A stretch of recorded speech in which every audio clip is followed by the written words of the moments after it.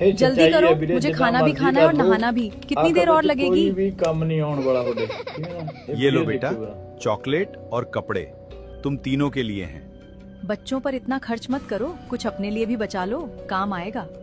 अरे टेंशन मत लो, अपने ही बच्चे हैं। वैसे भी कपड़ों की दुकान बढ़िया चल रही है। बुढ़ापे में क्या करोगे? मेरी 3 बेटियां हैं तो सही, तीनों बेटियों की बढ़िया जगह शादी हो गई है और 2 तो टीचर भी हैं। हाँ, वैसे आपका काम कैसा चल रहा है? बढ़िया चल रहा है, बस थोड़ा मंदा चल रहा है।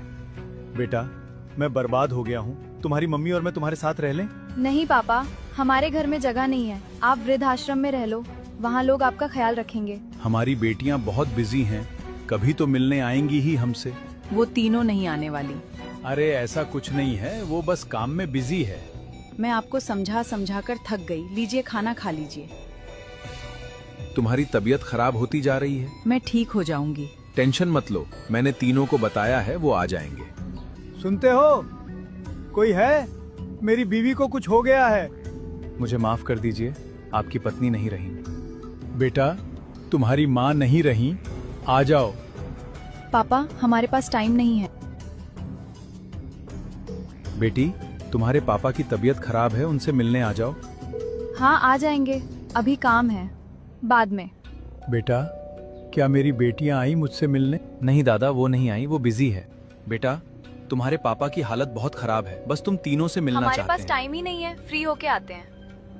एक बार मिलने आ जाओ, मुझे मेरी बेटी से मिलना है। दादा, वो बिजी है, पता नहीं कब आएंगी। बेटा, तुम्हारे पापा नहीं रहे, उनका अंतिम संस्कार करने आ जाओ। अभी टाइम नहीं है, ऐसा करो आप ही कर दीजिए।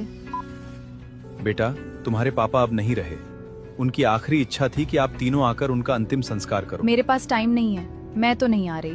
बेटा, कम से कम अब तो आ जाओ। ऐसा करो, मैं आपको ऑनलाइन कर रही हूँ, आप ही अंतिम संस्कार कर दीजिए।